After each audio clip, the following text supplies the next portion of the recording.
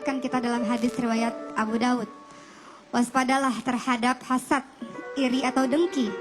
Karena sesungguhnya hasad mengikis pahala-pahala sebagaimana api memakan kayu. Penyakit hasad, iri atau dengki adalah susah melihat orang lain senang dan senang melihat orang lain susah. Benci, tidak suka, kesal melihat kenikmatan yang Allah berikan kepada orang lain dan berharap nikmat tersebut hilang dari orang itu.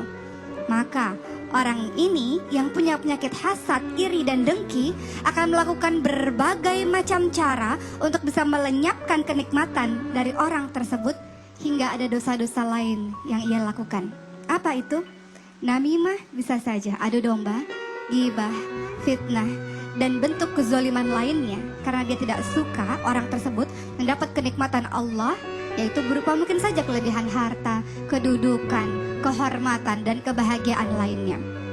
Maka Rasul ingatkan orang-orang yang seperti ini maka kebaikan-kebaikannya akan termakan sebagaimana api memakan kayu. Mungkin saja ibadah kita baik, kita sholat, kita puasa, kita mengaji, kita melakukan apa yang dicintai oleh Allah Subhanahu wa Ta'ala.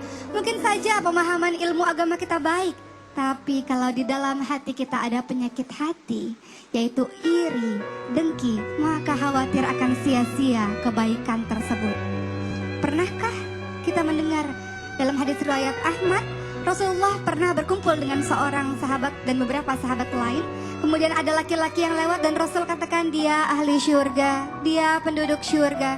Dan itu berlangsung selama berhari-hari. Maka Abdullah bin Amr bin Ash pada akhirnya pun penasaran, siapa orang ahli syurga yang dikatakan oleh Allah ini? Maka Abdullah bin Amr bin Ash ini pun datang menginap di rumah orang tersebut. Dan Abdullah bin Amr bin Ash melihat ibadahnya biasa-biasa saja. Orang ini melakukan sholat wajib, melakukan ibadah-ibadah wajib biasa saja. Apa yang membuat dia istimewa di mata Rasulullah hingga Rasul katakan dia penduduk ahli syurga? Ternyata orang ini mengatakan, ibadahku memang biasa-biasa saja, aku melakukan yang wajib-wajib saja. Tapi di hatiku tidak pernah ada rasa dengki, tidak pernah ada rasa iri, tidak pernah ada rasa hasad kepada nikmat yang Allah berikan kepada orang lain. Maka hatinya bersih. Lihat, bahaya bagi orang-orang yang iri, yang hasad, yang dengki, maka akan gelisahlah hatinya. Karena setiap hari ia sibuk dengan kelebihan orang lain saja dan dia sibuk memikirkan bagaimana cara menjatuhkan atau menzolimi orang tersebut. Padahal di dalam dirinya banyak sekali kebaikan-kebaikan yang bisa dia lakukan, yang bisa dia kembangkan.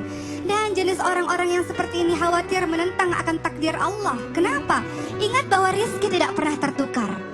Kebahagiaan yang Allah berikan kepada si A, si B, si C, si Fulan, si Fulanah tidak pernah tertukar.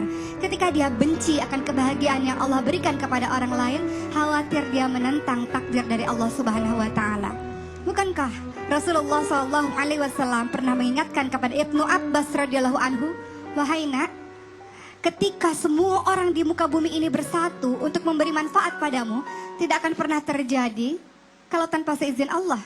Sebaliknya, seandainya seluruh manusia berkumpul untuk memberi bahaya mudarat padamu, tidak akan pernah terjadi kalau Allah tidak izinkan itu. Maka mudah-mudahan kita ingat dengan sabda Rasulullah SAW, janganlah kita saling membenci, janganlah kita saling mendengki, janganlah kita saling membelakangi, karena kita sesungguhnya hamba-hamba Allah yang bersaudara.